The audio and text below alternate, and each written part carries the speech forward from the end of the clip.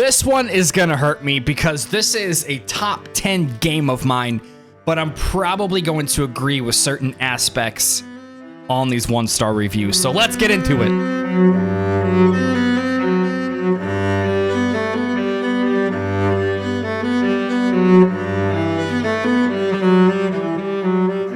Alright, so getting into the first review, the 1-star, this one has almost 14,000 people that found this one helpful.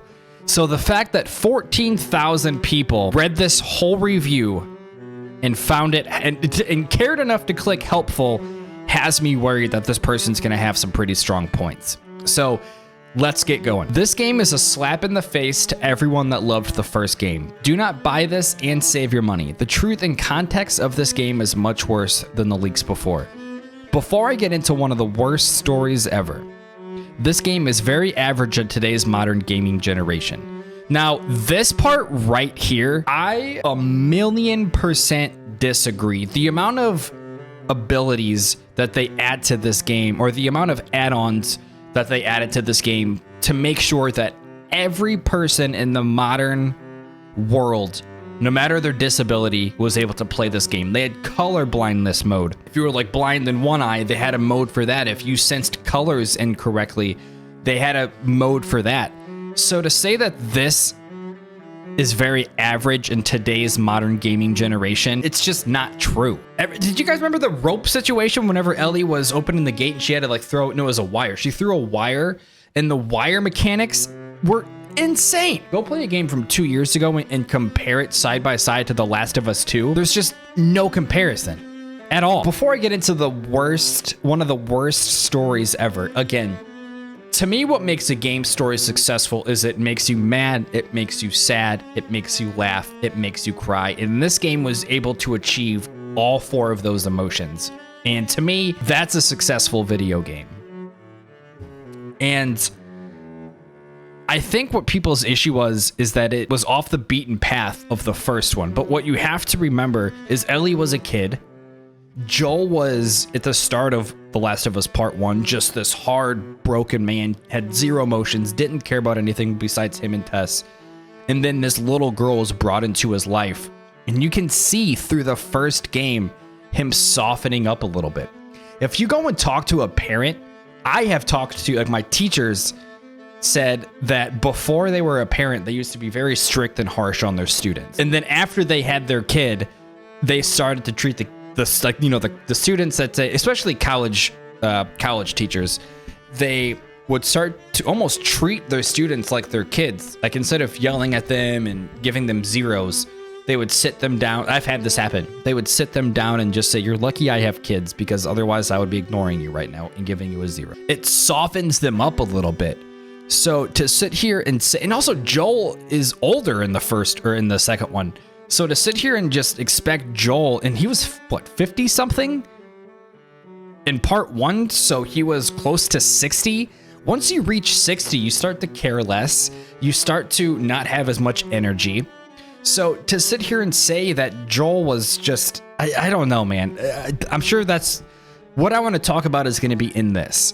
So there are minor improvements from the first game, and enemy AI is dumb as ever. Completely untrue.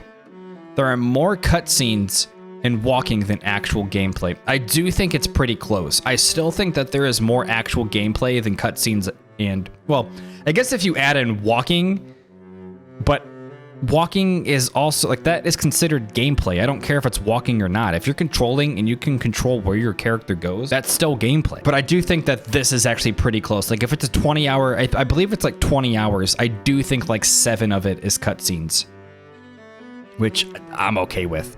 They destroyed all of your favorite characters. No, what they did was Ellie and Joel especially. Ellie's older. She's experiencing new things. She's growing as a person. Joel met this little girl that completely changed him and made him soft, and he's older. Let's see, they dumbed down Joel's character on purpose to make him weak and stupid. Again, I think that he just fell in love with this girl that he treated like a daughter. It softened him up. He got older.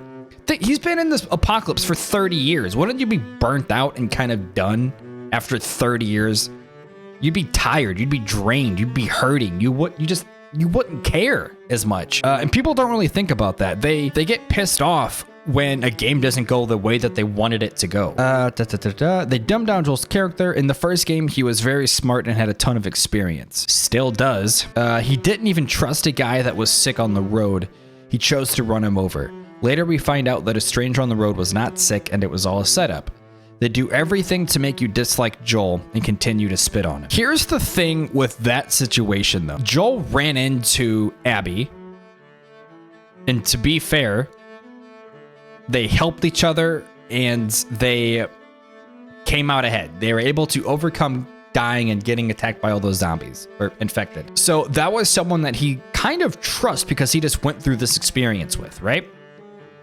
If Abby really wanted to, she could have killed him at any moment, and I think that was going through his brain as well. They do everything to make you dislike Joel and continue to spit on him. I don't think that they do anything to make you dislike Joel besides the situation that we all know. What they do is they almost make you feel sorry for Joel because of the actions that Ellie portrayed towards him. They have a trans female / male shoot him, and they have a trans female / male shoot him in the leg and why does this part even matter? God, I keep clicking that button by accident. Like, why does this part right here even matter? They spit on him, literally. They made Ellie unlikable and a selfish human being. She kills everyone and continued to blame Joel for saving her life.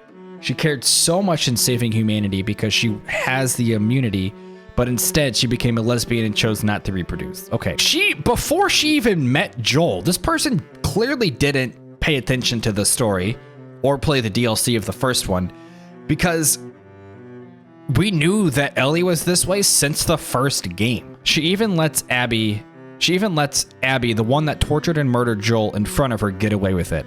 Abby also bit off 2 of Ellie's fingers. Her letting Abby go is basically saying Joel deserved dying. No, not necessarily. A lovable character who is the main character of the game. There was no justice for Joel. This game robbed everything from you just for shock value.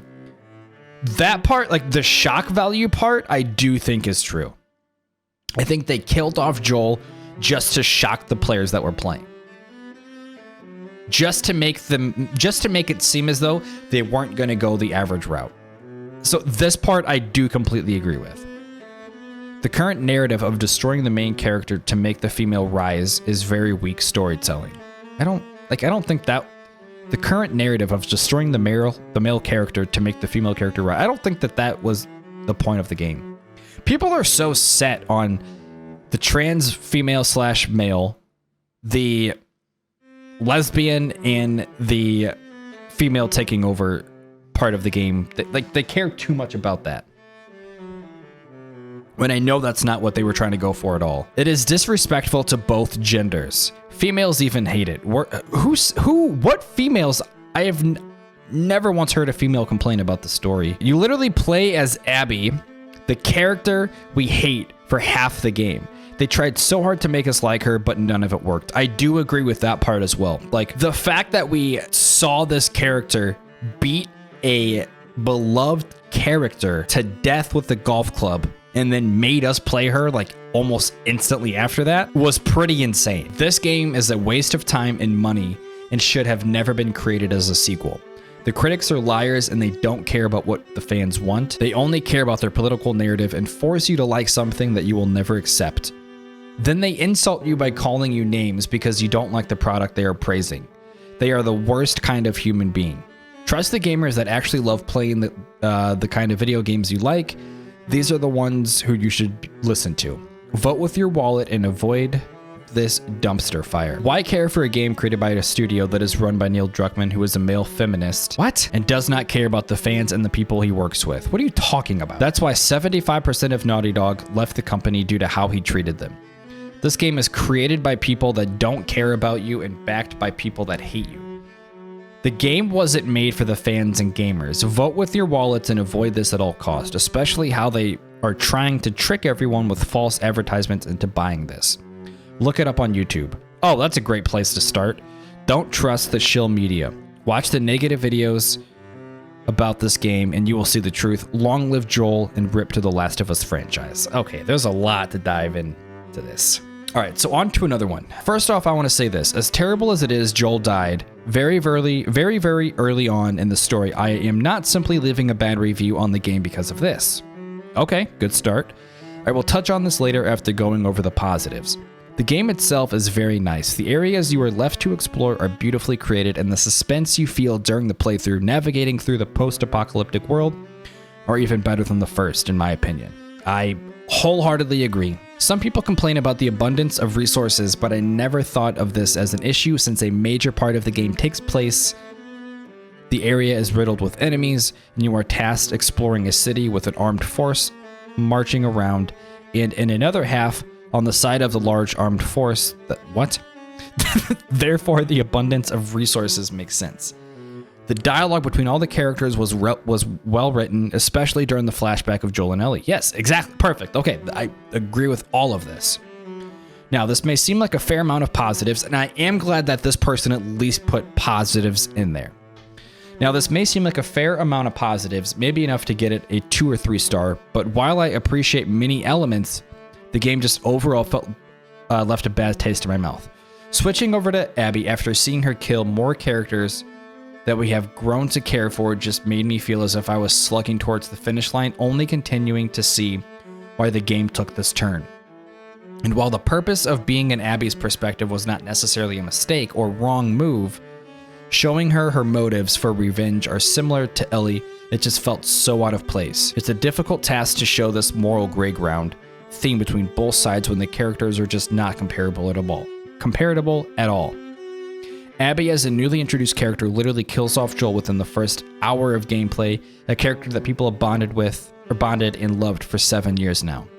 And that makes her actions feel so much heavier.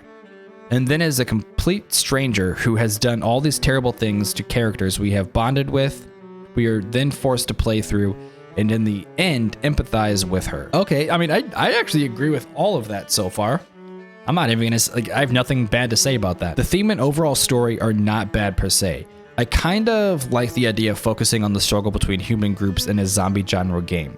It's just the writing and planning for how it could have been told that makes the difference. A quick fix I was thinking about was having us play from Abby's perspective from the start. Introduce us to her task, tracking down her father's killer, but leave it in the dark about who it is. Build up good dialogue for her and her team.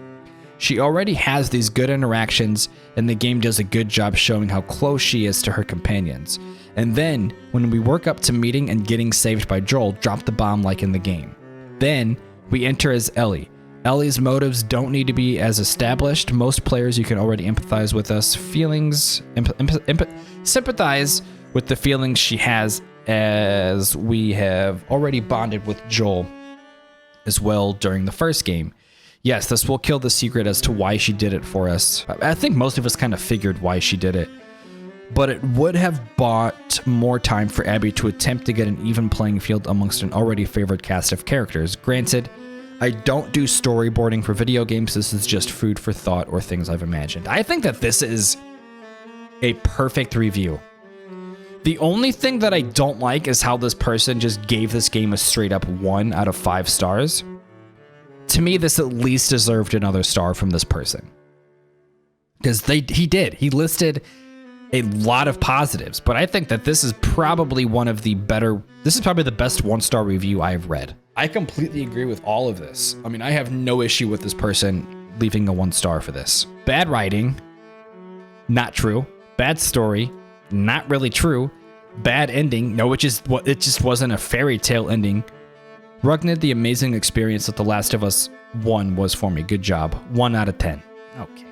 This one's I cannot wait to read this one. They say Joel deserved to die because he killed so many people. Who cares about morality in post-apocalyptic game? Guess what? Joel killed for his daughter just like how Abby killed for her father. People can forgive Abby, but not Joel. That's stupid. Also, if they had even tried to make Abby empathizable in the least, or relatable, or likable, or showed that she had an absolutely legit reason to kill an old and popular character, it would have been understood. But no, she just appears from somewhere and goes, I gotta kill him because he killed my father, and the player doesn't even get to relate with her pain or her suffering missing her father. But I think that's kind of the point. Like, it doesn't, like, why do we need to understand someone's pain when it comes to literally a man hunting them all down and killing every single one of them in like brutal execution ways? We don't need to empathize with that, because as soon as we hear that this person went and killed our father and hunted, like, slaughtered our father, executed him, we would have went and felt the same way that Abby did. So I don't think empathizing with her is something that we need to do, because that's just, we understand why she did it. At least I do. We just like Joel as a character and didn't want him to die. You are supposed to feel bad for her rather than actually relating with her missing her father and wanting revenge. Morality can F off in this world, unlike how everyone is saying, because it is a post-apocalyptic post-apocalypse, and everyone will do whatever to survive. In the game as Ellie, you also kill a ton of people. Does Ellie deserve to be curb stomped by some guys now? Yes, they literally try to curb stomp her throughout the entire game. What are you talking about? Also, I have seen a bunch of people who claim to have played only the first 4 or 5 hours proudly saying that they like it, and are also criticizing players who leave a bad review but have finished the whole game. Automatically, okay, this part doesn't matter. Joel isn't given the redemption he deserved in this game, because then it would just be a fairy tale ending. Just because some didn't like Joel and left good reviews doesn't... Who didn't like Joel? I haven't met one person that played The Last of Us and hated Joel. Doesn't mean that there are more valuable than the ones that liked him and have left a negative one. Leave your own experience. Don't criticize others, but you've criticized people. Don't criticize others because they didn't have a similar experience with the characters as you did, but you literally just did that. Everyone has different... You literally just did that throughout this review multiple times. Okay, that doesn't make sense. Don't criticize others because they didn't have a similar experience with the characters as you did. Everyone has different sentiments attached to the same game. Calling us angry men because we didn't like what happened with Joel and how his value was drowned over some needless plot channeling is a bad move. Get yourself fixed. Just because you disliked him doesn't mean he deserved to be forgotten and his value diminished after his death. But he wasn't forgotten. They literally did flashbacks throughout the entire game.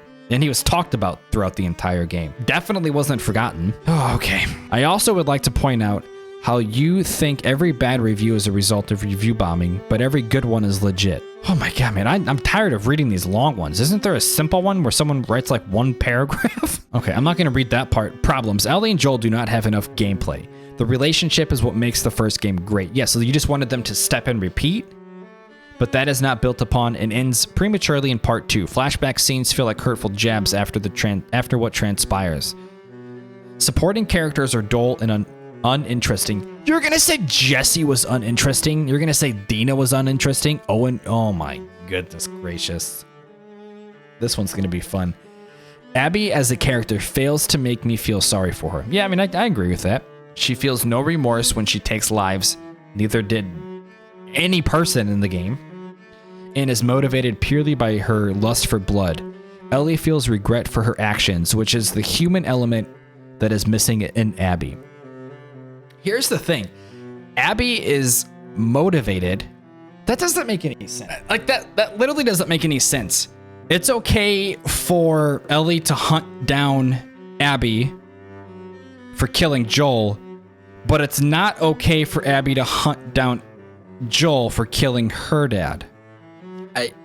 That doesn't make any... Like, how is one okay and one's not? Very disturbing sex scene, extremely difficult on the eyes and has no purpose for storytelling. I mean, like, it's just a part of the fucking... Like, it's a part of what's gonna happen in this situation. I think it provides realism. Joel's death is dehumanizing to the character and makes no sense. Joel is very experienced, with sketchy situations, but somehow is oblivious to the danger of entering the company of complete strangers. Joel is tortured and killed in front of Ellie without a chance to mend their relationship after Ellie learns of what happened at the end of the first game. After Abby kills Joel, bashes the head of a pregnant lady, kills the father of the baby, shoots Tommy in the eye, we still play as her fighting Ellie. One of the only characters left that I'm emotionally invested in, and we are supposed to like this character. I do think at the end of the game, it was really weird that they did the same thing that Ellie did with the hunter, right?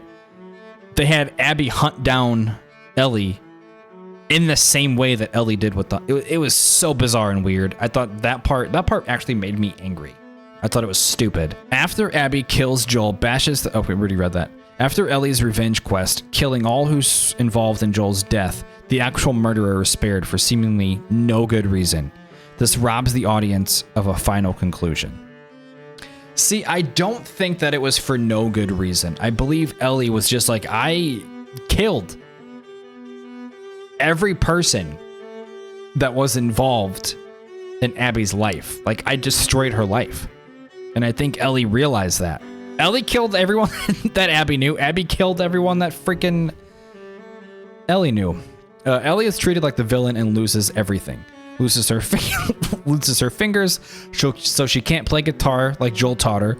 Loses her family and Dina and the baby. Loses her best friend Jesse, all for nothing in return. Again, though, like, the story's not done though.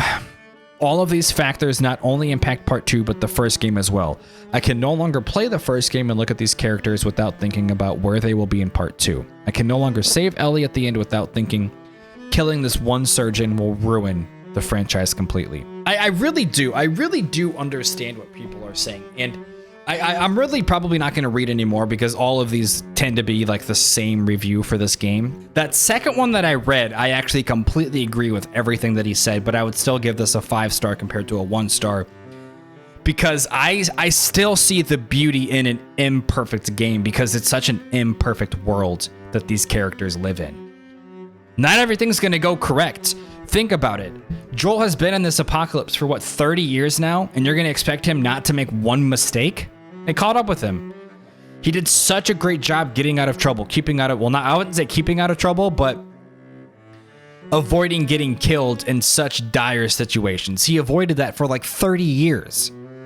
And, you know, whereas most people are in camps at this point, whereas most people are kind of hiding up and they're a part of a big group 30 years later, Joel still did the dirty work for 30 years of going out, getting supplies, killing people, clearing out infected for 30 years. So the fact that Joel died, I don't, like, that part does not affect how much I love this game. And the characters, I wouldn't say the characters were destroyed. Like, they're going to constantly change and improve and tweak the way that they live their lives. And that's just something that we experienced in the second game. You know, Ellie's an adult now. She was a little kid. I wouldn't say little. She was like, what, a teenager? Like a preteen teenager in the first game. And now she's a full-on adult that is able to take care of a baby and have a significant other and friends and all that good stuff. So I'm not upset about most of the things that The Last of Us 2, and I thought that the game was just breathtaking. Playing as Abby going across the crane, like the controller shaking and getting dizzy and like the screen getting a little blurry was so cool. Being terrified in that quarantine zone, like in the hospital, I was scared, I was emotional, I was laughing, I was sad. I just felt so many different things when playing this game. I loved the fact that this game was not, if it wasn't for the leak that came out, this game was completely unpredictable and you had no idea what was going to happen next. And after playing part 1 and watching this show, I think that's going to be my next game that I play on this channel after Hogwarts Legacy. And I'm excited for it. I haven't played it since it was released. I haven't played it since playing part 1 again. I haven't played it since watching the TV show.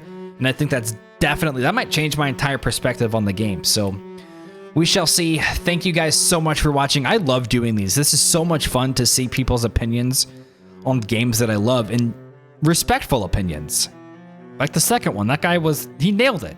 He had a 1-star, and I've never seen a 1-star review that I completely agree with, but then still give the game the complete opposite score. So that's all I got for tonight. So guys, peace out. Have a nice day, have a nice night, have a nice evening, whatever you're gonna do. Thank you guys so much for watching. Click that sub button, leave a like, leave a comment on what you guys think or what video you would like to see next for the reading bad reviews, and we will get to those. Peace out.